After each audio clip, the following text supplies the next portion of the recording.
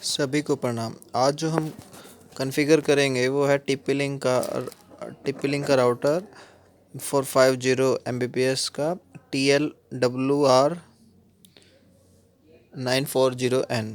ठीक है, ये देखिए ये राउटर है।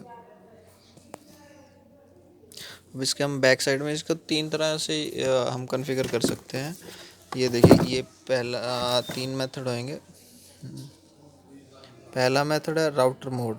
ये देखिए, ये राउटर मोड, फिर इसके बाद एक्सेस मोड, फिर इसके बाद एक्सटेंडर मोड। राउटर मोड में आपको क्या करना है कि आईएसपी से जो लाइन आएगी वो डायरेक्ट हमारे वैन पोर्ट पे लग जाएगी। ये देखिए, ये राउटर है, इसका जो ये वाली है ये वैन पोर्ट पे लग गई। ठीक है,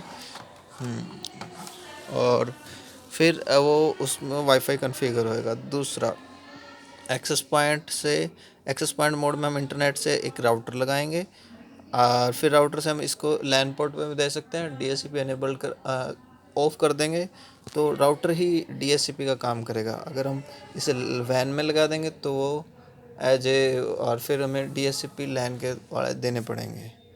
ठीक है, अगर एक्सटेंडर का काम करना है तो राउटर जो जिससे वाईफाई इसको हम किसी वाईफाई से कनेक्ट करेंगे और फिर वो उसकी रेंज को एक्सटेंड कर देगा ये। ठीक है, अब हम कॉन्फ़िगरेशन मोड में जाते हैं।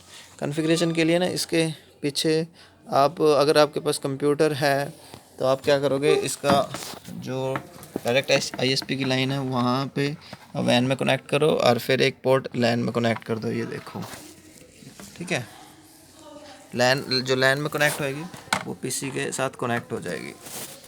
और अब हम पीसी को देखते हैं। ठीक है, ये देखो, जब आप पीसी से कनेक्ट करोगे ना, आपका जो लैन है, लैन से वो आईपी उठा लेगा। ठीक है, ये देखें, हाँ, और डिटेल में आप आईपी देख सकते हो। ठीक है, इसके दो मेथड हैं। अब आप इसको यहाँ पे ब्राउज करोगे। ठीक है, ये आ गया। और एक और मेथड है, इसके पीछे ना एक साइट लिखी होती है, मैं दिखाता हूँ आपको। और इसके बाय डिफ़ॉल्ट इसका जो SSID है वो आपको दिखाएगा TP-Link C660।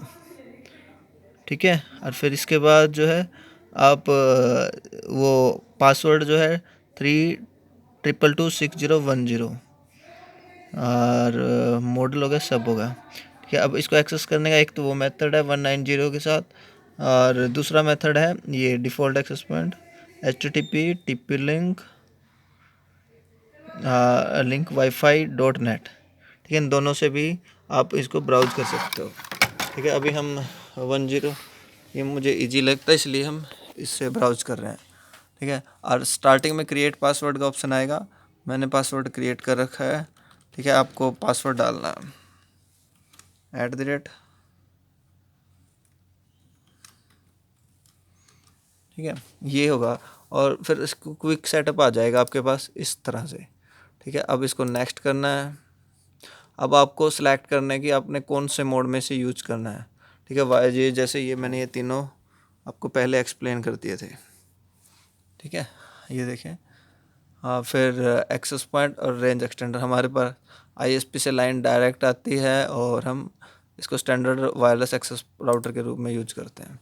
ठीक है, स्टैटिक आईपी के रूप में। ठीक है, आईपी मैं दिखाऊंगा नहीं, हाँ, आईपी मैंने भर दिए हैं। ठीक है, इसके बाद जो है इसमें आपको भरने हैं वायरलेस नेम और पासवर्ड। ठीक है, ये दोनों भर के फिर आपको नेक्स्ट करना है। फिर नेक्स्ट करोगे, फिर आ जाएगा वो कोड वगैरह दिखा देगा, फिनिश का ऑप्शन आ जाएगा। ठीक है, और फिर ये सब कनेक्ट हो जाएगा। ठीक है, आपका वाईफाई कॉन्फ़िगर हो जाएगा। इसके बाद आता है कि हमें इसको रिमोट से कैसे मैनेज करें। ठीक है, रिमोट से मैनेज करने के लिए हमें इसके जाना पड़ेगा सिस्टम टूल्स में और एडमिनिस्ट्रेटर में। यहाँ से आप इसकी टाइम सेट कर सकते हो। ठीक है, ये करके फिर गेट GMT करोगे तो ये ऑटोमेटिक अपडेट हो जाएगा नेट, अगर नेट से कनेक्ट हो गया तो। फिर एडमिनिस्ट्रेटर में जाना है और लोकल मैनेजमेंट तो यही रखना। अगर ये आप एनेबल कर दोगे तो ये HTTPS से ही ब्राउज होएगा। फिर इसके बाद रिमोट मैनेजमेंट ये हो गया 80, और ये यहाँ पे आपको ना 4 टाइम 255 ये भरना पड़ेगा, ठीक है।